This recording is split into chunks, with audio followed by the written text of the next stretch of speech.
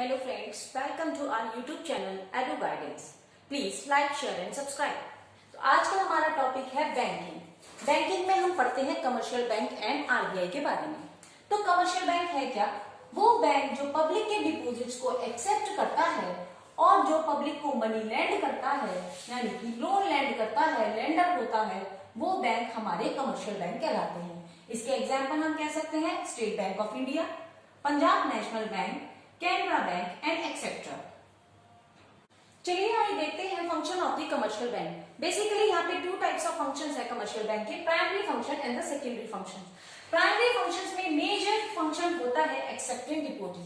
House holds अपनी savings को save करके बैंकों तक डिपॉजिट्स कराता है और इस डिपॉजिट्स का यूज करके बैंक फाइनेंस इंस्टीट्यूट यानी फर्म्स वगैरह को लोन प्रोवाइड करती है। जैसा कि आप जानते हैं फर्म्स वगैरह को ह्यूज अमाउंट की जरूरत होती है और वो ह्यूज अमाउंट उन्हें हाउस होल्ड सेक्टर से ही मिलता है। हाउस होल्ड सेक्टर अपनी day to day saving banks में डिपॉजिट कराती है। इन रिटर्न बैंक उसे रेट ऑफ इंटरेस्ट से इन रिटर्न बैंक उसे एक इंटरेस्ट देता है। उस इंटरेस्ट को हम रेट ऑफ बोरोइंग कहते हैं। साथ में ये बैंक इंस्टीट्यूट्स को लोन प्रोवाइड करता है और लोन प्रोवाइड करने के लिए वो उनसे जो इंटरेस्ट चार्ज करता है उसे लेंडिंग रेट ऑफ इंटरेस्ट कहते हैं। इन दोनों का जो डिफरेंस होता है वही बैंक के लिए प्रॉफिट का काम करता है और उसको हम इन दोनों का जो डिफरेंस होता है वो बैंक के लिए प्रॉफिट का काम करता है और उसे ही हम स्प्रेड कहते हैं। इन शॉर्ट आई कैन से कि हाउस होल्ड जब अपनी डिपॉजिट्स बैंक में डिपॉजिट कराती है सेविंग्स को तो उसे 5% रेट ऑफ इंटरेस्ट मिलता है, पर जब यही सेविंग बैंक इंस्टीट्यूट्स को एज अ लोन प्रोवाइड करता है तो वो इंस्टीट्यूट से 8% रेट ऑफ इंटरेस्ट चार्ज करता है। और ये 3% का difference he source of income है बैंक के लिए, सैलरी देने के लिए, मेंटेनेंस के लिए एक्सेट्रा। साथ ही बैंकों का काम है लैंडिंग ग्रांट्स। ये हाउस होल्ड को भी लोन दे सकता है और इंस्टीट्यूट को भी लोन दे सकता है। तो इस तरीके से हमारे वो बैंक जो लोन देना और डिपॉजिट एक्सेप्ट करना दोनों काम करते हैं, they are called by commercial bank. यहाँ पे बहुत ही इंपॉर्टेंट पॉइंट आता है, is LIC and UTI are commercial bank. They accept their deposit but they never grants lend. यहाँ पे एक इंपॉर्टेंट पॉइंट आता है, क्या LIC और UTI कमर्शियल बैंक है? No, because they accept our deposits but they don't grants lend to the public. So यहाँ पे बहुत इंपॉर्टेंट पॉइंट है, LIC और UTI कमर्शियल बैंक्स नहीं है।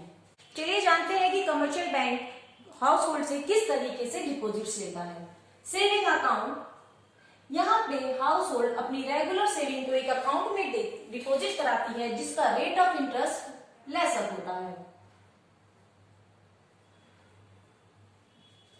आफ्टर माई करंट अकाउंट में हाउस होल्ड या फिर कोई भी फर्म अपना अकाउंट खोलती है और रेगुलर पेमेंट्स करती है, इसमें ऑलमोस्ट 0 इंटरेस्ट रहता है। Then after my fix deposit FD, जिसे हम FD कहते हैं, फिक्स डिपॉजिट्स पे जो रेट ऑफ इंटरेस्ट होता है वो यूजुअली हायर रहता है। फिक्स डिपॉजिट्स क्या है आपको बता देते हैं। 10,000 रुपीज का अगर हम एक FD बनवाते हैं 10 ईयर्स के लिए तो इस पे रेट ऑफ इंटरेस्ट हायर रहता है और इस तरीके से after 10 years I will able to get 20,000 rupees. जबकि सेविंग में अगर मेरे 10,000 पड़े हैं तो यहाँ पे रेट ऑफ इंटरेस्ट ऑलमोस्ट 3% रहेगा, जबकि FD में यही rate of interest almost double यानी 6% रहेगा।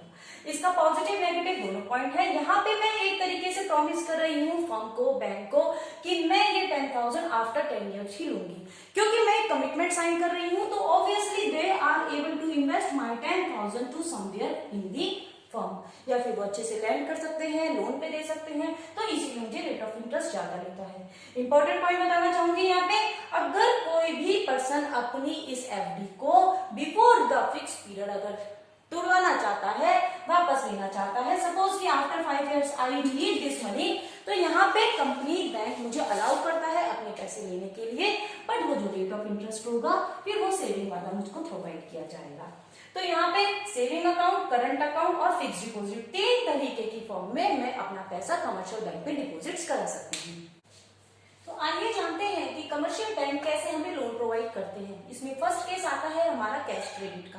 कैश क्रेडिट में हम शेयर्स, बॉन्ड्स या किसी अन्य सिक्योरिटी के अंदर बैंक हमें एक अमाउंट हमारे अकाउंट में क्रेडिट कर देता है, यानी अकाउंट में भेज देता है। जैसे कि सपोज कीजिए मैंने यहाँ पे 1 लाख रुपए का कैश क्रेडिट बैंक से लिया है, तो मेरे अकाउंट में इस वक्त 1 लाख रुपीज ट्रांसफर हो गए हैं। इसमें से जो एक्चुअल अमाउंट मैं विड्रॉ करूंगी से आई विड्रॉ ओनली 70,000 रुपीज, तो मुझे इस 70,000 पे ही मेरा इंटरेस्ट पेबल होगा। यानी कि मैंने 1 लाख रुपीज ले तो लिए हैं, पर क्योंकि मैंने 70,000 ही एक्चुअली विड्रॉ किए हैं, तो मैं 70,000 पे मैं इंटरेस्ट पेबल होगा, 30,000 पे आई विल नॉट पे एनी काइंड ऑफ इंटरेस्ट। जबकि डिमांड लोन में यहाँ पे मैं एक सिक्योरिटी के अंदर जब लोन लूंगी, तो यहाँ 1 लाख रुपीज मेरे अकाउंट में क्रेडिट कर दिए जाएंगे, और फिर चाहे मैं इस 1 लाख को विड्रॉ करूं या ना करूं, interest is chargeable on whole account. साथ में आता है मेरा short term loan. Short term loan में मैं अपनी किसी कोलेटरल के साथ, सिक्योरिटी के साथ बैंक से लोन के लिए अप्लाई करूंगी। इस लोन के लिए मुझे अपने घर के पेपर, किसी तरीके की एफडी या कुछ भी अदर आइटम सिक्योरिटी के तौर पे रखना पड़ेगा, और इस पे भी मुझे हर तरीके का इंटरेस्ट ऑल टाइम देना पड़ेगा, ईदर आई विड्रॉ और not. After my primary function start करते हैं secondary function of commercial bank. यहाँ पे कमर्शियल बैंक हमें ओवरड्राफ्ट की फैसिलिटी देते हैं। क्या है ये ओवरड्राफ्ट फैसिलिटी, लाइए देखते हैं। करंट अकाउंट में company regular cheque to cheque काटती रहती है, रिसीव करती रहती है। तो यहाँ पे करंट अकाउंट की कंपनी एक अपनी क्रेडिट लिमिट लेती है कि 1 लाख तक, सपोज कीजिए 1 लाख तक यहाँ पे अगर कोई मेरा चेक आता है और मेरे अकाउंट में सफिशिएंट बैलेंस नहीं रहता, तो please do not bounce my cheque. उस टाइप पे बैंक अपने आप से पेमेंट कर देंगे उसके इनसफिशिएंट अमाउंट की, और उससे रेट ऑफ इंटरेस्ट चार्ज करेंगे। एग्जांपल लेते हैं, सपोज कीजिए किसी कस्टमर के अकाउंट में 88,000 रुपीज का बैलेंस है, और बैंक के पास एक चेक आता है 1 लाख रुपीज का। यहाँ पे आप देख सकते हैं 12,000 कम है, पर बैंक यहाँ पे 12,000 की पेमेंट अपने पास से कर देगा, और उस 12,000 पे शॉर्ट टर्म इंटरेस्ट ले लेगा। तो ये है आपकी ओवरड्राफ्ट फैसिलिटी, जो कि करंट अकाउंट के लिए बहुत ही मेजर रोल प्ले करती है। Then after my discounting bills of exchange, जितना भी माल इंपोर्ट और एक्सपोर्ट पे होता है उनके लिए एक फॉरेन एक्सचेंज बिल्स बनते हैं। ये बिल्स बेसिकली 3 मंथ्स की डेट्स पे होते हैं। मींस अगर मैं 1 जनवरी को सामान गुड्स का ऑर्डर करती हूँ, तो मुझे पेमेंट वहां पे 1 अप्रैल को करनी है। तो यहाँ पे 3 महीने का मेरे पास टाइम है। ये कंपनी मुझे एक बिल देती है कि ये 3 महीने बाद पेमेंट करेगी 1 लाख रुपए की। यहाँ पे इनकेस अगर मुझे इस 1 लाख रुपए की आज जरूरत है, तो मैं बैंक के पास जाती हूँ, ये बिल रिप्रेजेंट करती हूँ, और ये 1 लाख रुपए एडवांस में बैंक से ले लेती हूँ। ऑफ कोर्स बैंक इसके लिए मुझसे कुछ चार्ज करेगा, पर फिर भी यहाँ पे मेरी क्रेडिट सप्लाई हो जाती है, मुझे मनी सप्लाई मिलती है, और मेरा लोन एक तरीके से सैंक्शन हो जाता है।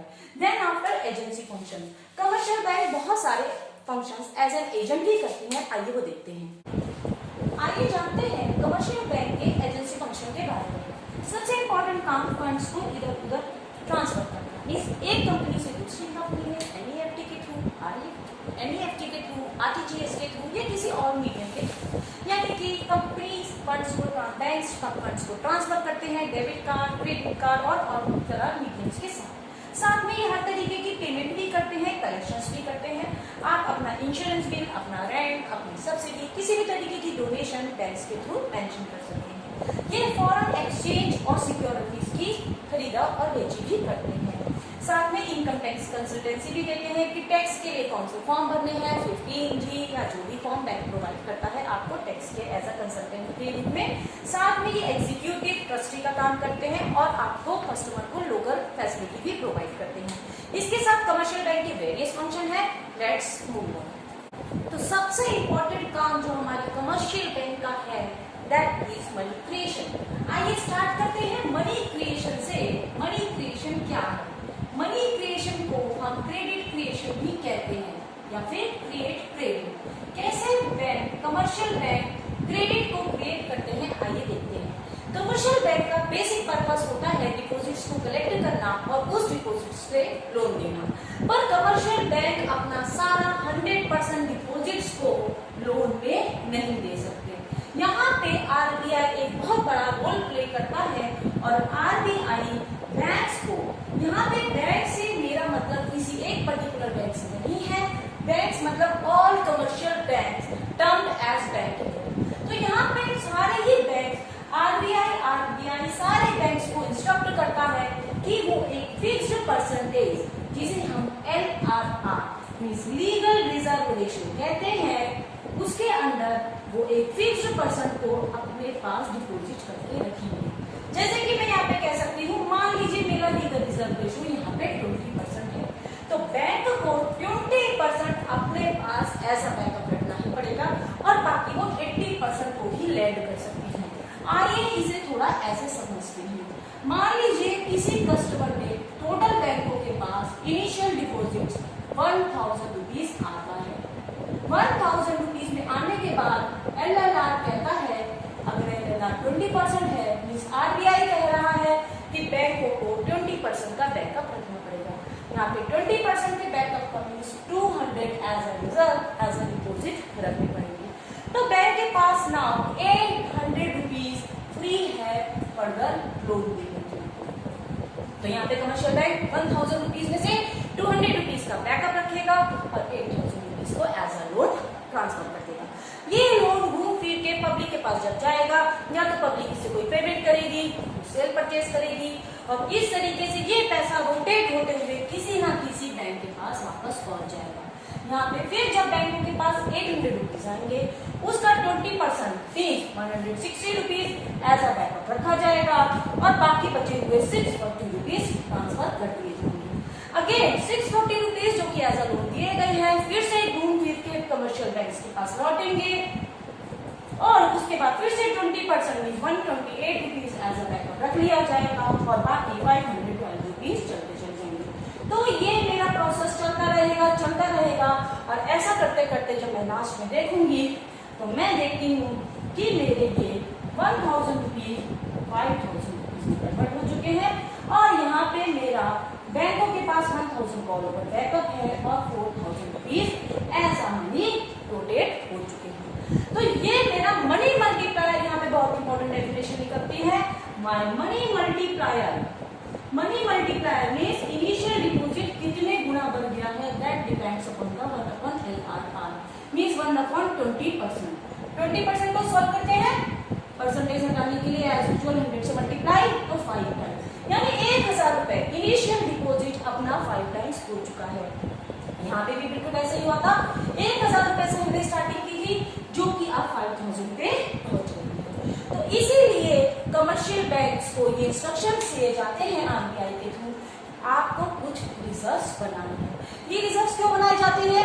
ये रिजर्व इसलिए भी बनाए जाते हैं ताकि अगर कोई बैंक फ्रॉड करता है, इनकेस किसी बैंक को कोई नुकसान हो जाता है तो कंज्यूमर का पैसा ना खराब हो, कंज्यूमर को उसके रिटर्न्स वापस मिले। सपोज कीजिए मेरा किसी बैंक XYZ में अकाउंट है और उस XYZ को बहुत बड़ा लॉस होता है या कोई बात उसका पैसा लेके भाग जाती है, ऐसे में केस में XYZ अपने हाथ खड़े नहीं कर सकता कि मैं लोगों की पेमेंट नहीं करूंगी। तो यहाँ पे RBI बैंक उस पर स्ट्रिक्टली होल्ड करके रखता है कि तुम्हें इतना बैकअप बना के रखना है। यहाँ पे LLR मनी मल्टीप्लायर का बहुत बड़ा रोल प्ले होता है। आगे जानते हैं कैसे। तो जैसे मैंने अभी डिस्कस किया था कि मनी मल्टीप्लायर टोटली LLR पे डिपेंडेंट होता है, अब मनी मल्टीप्लायर को क्यों यूज किया जाता है, कैसे RBI इसका यूज करती है वो देखते हैं। अभी मैंने बताया था money multiplier equals to 1/LLR। अगर मेरा LLR है 20% मींस बैंक्स को 20% पैसा एज अ रिजर्व रखना पड़ेगा। तो मेरा मनी मल्टीप्लायर निकला था 100/20 मींस 5 टाइम्स, यानी अगर मार्केट में 1000 रुपया लॉन्च होता है आता है तो वो गुड मल्टीप्लाई होके 5000 रुपीज बन जाएगा। यहाँ पे अगर मेरी गवर्नमेंट चाहती है कि मनी कंट्रोल हो, लोगों के पास लिमिटेड अमाउंट रहे, तो वो इस LLR को बढ़ा देंगे।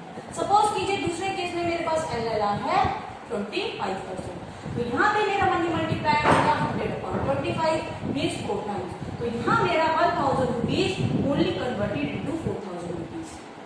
या फिर इसको वो बढ़ाना चाहती है तो LLR को कम कर देगी। I can say money multiplier and LLR are inversely proportional to each other. अब यहाँ पे एक इंपॉर्टेंट पॉइंट आता है कि आखिर RBI LLR से छेड़छाड़ करती क्यों है, वो क्यों इसे बढ़ाती है, क्यों इसे घटाती है, ये बहुत ही डिटेल में हम जानते हैं इसके बारे में इन्फ्लेशन और डिफ्लेशन में। इन्फ्लेशन वो सिचुएशन थी वेयर चीजों के प्राइस हाइक हो रहे हैं, जैसा कि हमेशा होता है। पर आपने कभी सोचा है कि चीजों के प्राइस बढ़ते क्यों हैं? क्योंकि demands are more than the supply, यानी मार्केट में जितनी चीजों की जरूरत है सप्लाई उससे कम है। सप्लाई उससे कम क्यों है? क्योंकि क्योंकि प्रोडक्शन कम है जबकि लोगों की जरूरतें ज्यादा है। लोगों की जरूरतें ज्यादा क्यों है? लोगों की जरूरतें ज्यादा इसलिए है क्योंकि उनके पास पैसा है।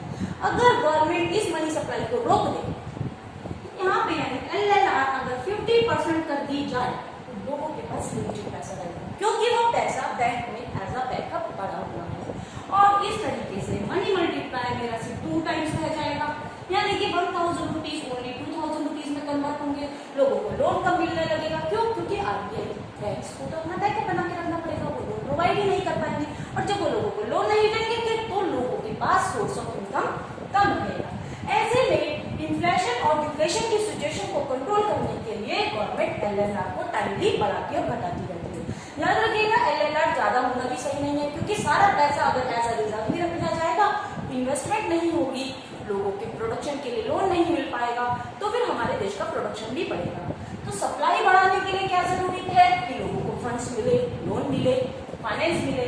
इसीलिए LLR को एक उचित दर पे रखा जाता है ताकि ना ही डिमांड ज्यादा बने ना ही सप्लाई ज्यादा बने, एक बैलेंस बना रहे। Hope I think it is clear. Please don't forget to like, share and subscribe. जानते हैं अब लीगल रिजर्व रेशो के बारे में। जैसे मैंने आपको पहले भी बताया था कि RBI कमर्शियल बैंक पे एक LLR रेट ऑफ परसेंटेज बताता है, सपोज 20%, कि बैंक्स को 20% का एज अ रिजर्व रखना पड़ेगा। Means they are allowed to distribute as loan only 80%। तो मार्केट में ये 80% ही जाएगा, पर ये 20% भी कुछ परसेंटेज में डिवाइडेड होता है। LLR मेरी 2 पार्ट से बनती है, CRR and SLR. CRR refers to the cash reserve ratio. यहाँ पे कैश रिजर्व रेशो और SLR होती है मेरी स्टैट्यूटरी लिक्विडिटी रेशो। तो आइए जानते हैं मेरा CRR और SLR क्या है। CRR कैश रिजर्व रेशो में RBI इंस्ट्रक्ट करता है बैंक को कि उस 20% में से 16% एज अ CRR आप अपने पास रखेंगे। यहाँ पे CRR का मतलब होता है वो मिनिमम परसेंटेज जो बैंकों को अपने पास रखना है। देखते हैं कैसे। LLR 2 पार्ट्स में डिवाइडेड होता है, CRR एंड SLR। CRR वो रेशो है जो बैंक्स को RBI के पास एज अ रिजर्व रखना पड़ता है। यानी अगर किसी बैंक को 1000 में से 200 का बैकअप रखना है तो वो 200 में से 160 रुपीज RBI के अकाउंट में रहेंगे और बचे हुए मीन्स 4% मीन्स 40 रुपीज हम बैंक के अपने अकाउंट में रहेंगे। यानी बैंक ये पोर्शन अपने पास एज अ बैकअप रखेगा और ये पोर्शन वो RBI के पास एज अ बैकअप रखेगा। ऑफ कोर्स RBI इस पे एक उसे रेट ऑफ इंटरेस्ट भी देगी।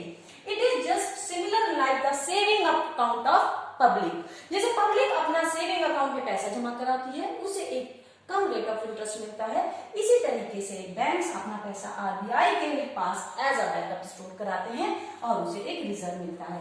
और जिस तरीके से आप अपना कुछ पैसा अपने पास बचा के रखते हैं इमरजेंसी के लिए, उसी तरीके से बैंक अपना 40 रुपीज यानी 4% पैसा अपने पास बचा के रखता है as a backup. Of course ये उसके पास रखा है तो इस पे कोई भी इंटरेस्ट नहीं मिलता। तो बात करते हैं यहाँ पे NDTL की, नेट डिपॉजिट टाइम लायबिलिटी। एक बैंक के पास डेली बेसिस पे बहुत तरीके का मनी का इनफ्लो और आउटफ्लो, रिसीट एंड पेमेंट होती रहती है। आफ्टर 14 और 15 डेज RBI को वो टोटल रिपोर्ट बना के देता है कि उसके सेविंग में कितने रुपीस आए और चाहिए। इसके बाद जो उनके फिक्स अमाउंट होते हैं जैसे कि FD वगैरह पे वो एक स्टेटमेंट बना के देते हैं कि कितना पैसा उनके पास लॉन्ग टर्म के लिए रहेगा। इस पैसे को ही हम NDTL net deposit time liability कहते हैं। इसी का वो परसेंटेज कैलकुलेट किया जाता है जो कि 2 पार्ट्स में डिवाइड हो जाता है। CRR यानी ये परसेंटेज पैसा RBI अपने पास रख लेती है और उस पर एक इंटरेस्ट देती है, जबकि SLR statutory liquidity ratio bank अपने पास एज अ बैकअप बना के रखता है जिसपे उसे कोई इंटरेस्ट नहीं मिलता। तो इस 20% को अब बैंक को एज अ रिजर्व यूज करना पड़ रहा है तो ऑब्वियसली उसकी क्रेडिट क्रिएशन कम हो गई है, पर ये बहुत जरूरी है सिक्योरिटी पर्पस के लिए। तो जैसे ही RBI इसमें चेंजेस करती है फ्लक्चुएशंस मार्केट में आते हैं पैसे को लेके, मनी सप्लाई उसी के अकॉर्डिंगली अप एंड डाउन होता है। अब आरबीआई के कुछ इंपॉर्टेंट फीचर्स देखते हैं कि कैसे वो मनी को कंट्रोल करता है। सबसे पहले इसमें आता है रेपो रेट, जिसकी फुल फॉर्म है रीपर्चेज रेट। ये वो रेट ऑफ इंटरेस्ट है जो आरबीआई चार्ज करता है कमर्शियल बैंक से। याद रखिएगा, जैसे आपको लोन की जरूरत होती है, देन पब्लिक अप्रोच करती है कमर्शियल बैंक के पास जब उसे लोन चाहिए होता है, ऐसे ही अगर बैंक को लोन चाहिए तो वो अप्रोच करता है आरबीआई के ही पास। सपोज कीजिए पब्लिक उससे 1000 करोड़ का लोन डिमांड करती है, अब बैंक के पास इतना फंड्स नहीं है तो वो अप्रोच करेगा आरबीआई को और वो 1000 करोड़ की डिमांड करेगा। आरबीआई इससे जो रेट ऑफ इंटरेस्ट चार्ज करती है वही होती है आपकी रेपो रेट। रेपो रेट यहाँ पे शॉर्ट टर्म लोन के लिए लगती है, या फिर किसी वजह से अगर बैंक अपना एसएलआर और सीआरआर का रिजर्व मेंटेन नहीं कर पाते, आरबीआई को अपना बैकअप नहीं प्रोवाइड कर पाते, तो वो जो चार्ज इस पे लगता है, रेट ऑफ इंटरेस्ट जो लगता है वही है हमारी रेपो रेट। अब आप मुझे बताइए, अगर गवर्नमेंट रेपो रेट को इंक्रीज करती है, यानी कि आरबीआई अगर बैंकों को महंगा लोन देगी, 10% पे लोन देगी, तो बैंक उसको पब्लिक को ऑब्वियसली थोड़ा सा मोर देन दैट देंगे, क्योंकि उसको अपना प्रॉफिट और अपने खर्चे इसी में से कवर करने हैं। पब्लिक के पास अब जो लोन मिलेगा वो कॉस्टली हो जाएगा, यानी बोरोइंग महंगी हो जाएगी, लोग बोरो करना छोड़ देंगे या कम बोरो करेंगे। सपोज मुझे गाड़ी की जरूरत है और आज मेरे पास फाइनेंस नहीं है, तो अगर रेट ऑफ इंटरेस्ट लोन सस्ता होता है तो हम सोचते हैं कोई जरूरत नहीं, कोई क्या फर्क पड़ता है अगर गाड़ी किस्तों पे ले ली जाए तो, और लोगों को लोन लेने की आदत पड़ जाती है। पर यही रेट ऑफ इंटरेस्ट अगर ज्यादा होगा तो सिर्फ जरूरत के हिसाब से ही चीजें खरीदी जाएंगी और चीजों की डिमांड ऑब्वियसली ऑटोमेटिकली कम हो जाएगी, और इस तरीके से चीजों का मनी कंट्रोल होगा, प्राइस कंट्रोल होगा। तो यहाँ पे अब आपको समझ में आ गया होगा कि कैसे रेपो रेट इफेक्ट करती है मार्केट में, डिमांड और सप्लाई के बीच में बैलेंस बनाती है और चीजों को, प्राइस को कंट्रोल करती है। अगर रेपो रेट कम हो जाए, यानी आरबीआई सिर्फ 5% पे लोन दे रहा है बैंक को, कमर्शियल बैंक को, कमर्शियल बैंक पब्लिक को सिर्फ 6% पे लोन दे रहे हैं, अब पब्लिक के पास बोरोइंग इजियर हो जाएगी। कम रेट ऑफ इंटरेस्ट है तो लोग लोन जल्दी उठाएंगे, जिसको लोन पे घर लेना है जल्दी लेगा, जिसको गाड़ी लेनी है जल्दी लेगा, जिसको मोबाइल लेनी है, यानी कि एक्सपेंडिचर बढ़ते जाएंगे, डिमांड बढ़ती जाएगी। और अगर उसी डिमांड के रिलेटिवली सप्लाई या प्रोडक्शन नहीं बढ़ सका तो रिजल्ट क्या होगा, प्राइस बढ़ने लगेंगे, यानी डिमांड ज्यादा है मार्केट में, सप्लाई कम है तो चीजों के प्राइस बढ़ने लगेंगे।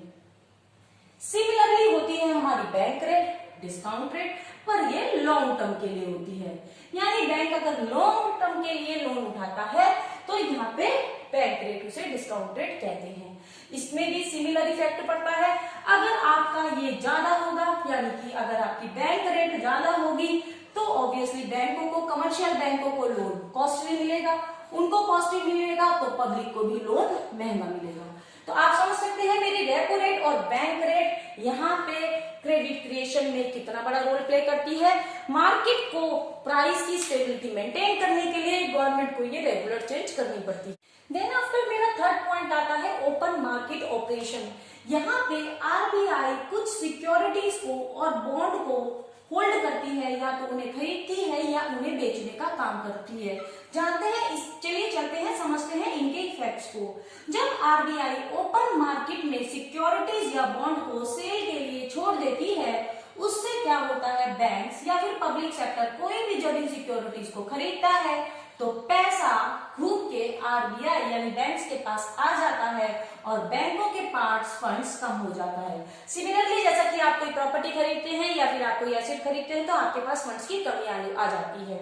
इस तरीके से फंड्स की कमी आने से बैंकों के पास क्रेडिट फैसिलिटीज यानी कि पैसा लोन देने की पावर कम हो जाती है, और जब बैंकों ने एसेट्स खरीद लिए हैं, सिक्योरिटीज खरीद रही हैं, तो वो लोन कम देंगे। लोन फाइनली पब्लिक के पास चाहिए होता है, तो इस तरीके से पब्लिक लोन कम उठा पाती है और मार्केट में मनी सप्लाई कंट्रोल हो जाती है।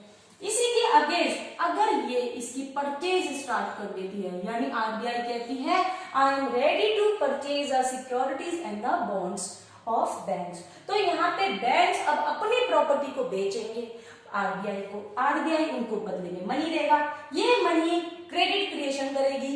बैंकों के पास जब पैसा आ जाएगा वो पब्लिक को हायर रेट ऑफ इंटरेस्ट पे प्रोवाइड करना शुरू कर देंगे और इस तरीके से मार्केट में मनी सप्लाई इंक्रीज हो जाएगा। तो आप इन शॉर्ट हम कह सकते हैं, समझिए कि सिक्योरिटीज और बॉन्ड आरबीआई जब सेल पे लगाती है तो बैंकों का और पब्लिक का पैसा आरबीआई के पास चला जाता है, इनके हाथों में तो मनी क्रिएशन रुक जाता है, लोन कम हो जाते हैं देने।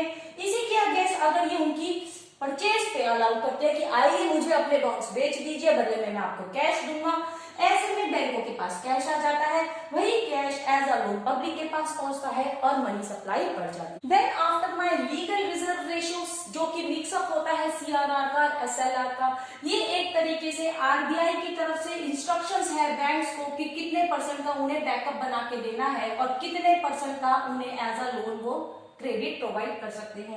आरबीआई अगर एलएलआर को 20% रखता है, यानी 20% एज अ बैकअप रहेगा, सिर्फ 80% ही मार्केट में एज अ लोन जाएगा, तो यहाँ पे एक लिमिटेड अमाउंट पहुंचेगा। इसी रेट को अगर घटा दिया जाए, जैसे कि 10% कर दिया जाए बैकअप, तो 90% मार्केट में एज अ लोन पहुंचेगा। और अगर इसे 25% कर दिया जाए, यानी कि 25% को बैंकों को एज अ बैकअप रिजर्व रखना ही पड़ेगा, तो ये मार्केट में 75% पहुंचेगा। तो जब मार्केट में मनी सप्लाई को कंट्रोल करना होगा तो हमारे बैंक सीआरआर और एसएलआर को कंट्रोल करेंगे। मैं फिर से याद दिलाना चाहूंगी, CRR means cash reserve ratio, यानी कि वो पैसा, जैसे कि 16% कह सकती हूँ, जो बैंक आरबीआई के पास डिपॉजिट कराएंगे, जबकि एसएलआर बची हुई परसेंटेज से 4% जो बैंक अपने पास खुद के पास एज अ बैकअप बना के रखेंगे। एसएलआर जितना बढ़ेगा मनी क्रिएशन उतना कंट्रोल होगा और एसएलआर जितना घटेगा मनी क्रिएशन उतना ही बढ़ेगा। तो यहाँ पे फिर से बताऊंगी कि मनी मल्टीप्लायर, यानी मार्केट में पैसा किस स्पीड से बढ़ेगा वो डिपेंड करता है टोटली एलएलआर पे। जितना कम एलएलआर होगा, से 20% है तो 100/20%, यानी मनी की वैल्यू 5 टाइम्स हो जाएगी। और अगर यही 25% है तो ये वैल्यूज आपकी 4 टाइम्स हो जाएगी। यहाँ पे न्यूमेरिकल्स भी आता है 1 मार्क का, please don't forget to do this. और आरबीआई मनी कंट्रोल में जो मेजर रोल प्ले करती है उसका लास्ट पॉइंट है मार्जिनल सिक्योरिटीज। मीन्स अगर आप बैंकों में जाते हैं, आप कहते हैं ये मेरे 10 लाख की प्रॉपर्टी है, 10 लाख की प्रॉपर्टी के लिए प्लीज मुझे लोन दीजिए, तो बैंक आपको 10 लाख रुपीज पूरे नहीं देगी। वो मार्जिनल सिक्योरिटी गवर्नमेंट की जितनी होगी से 20% का मतलब वो 2 लाख रुपए कम, यानी कि आपको 8 लाख रुपए एज अ लोन देगी। ऐसा इसलिए किया जाता है कि कल को अगर आप लोन नहीं चुकाते हैं, आपका इंटरेस्ट बढ़ जाता है, तो वो इससे कवर कर सके। तो ये मार्जिनल सिक्योरिटी बेसिकली वो मेरा पोर्शन है जो मुझे एज अ लोन डिडक्ट करके दिया जाएगा मेरी ही प्रॉपर्टी या सिक्योरिटी के अगेंस्ट।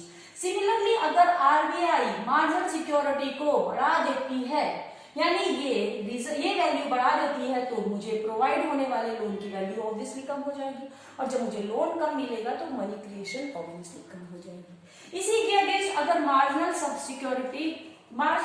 सिक्योरिटी घटा दी जाए, यानी बैंक कहती है सिर्फ 1% को छोड़ के, यानी कि 10 लाख का 1% निकालिए, उसको छोड़ के बाकी सब एज अ लोन दे दीजिए, तो लोन की वैल्यू बढ़ जाएगी और मनी क्रिएशन बढ़ जाएगी। तो ये थे कुछ मेजर मनी कंट्रोल के कॉन्सेप्ट जो आरबीआई रेगुलर इंस्ट्रक्ट करता रहता है कमर्शियल बैंक को हमारी इकोनॉमी के बेटर इकोनॉमी सिस्टम के लिए। मिलते हैं अपने नेक्स्ट वीडियो के साथ। Please don't forget to like, share and subscribe our channel Edu Guidance. Thank you so much.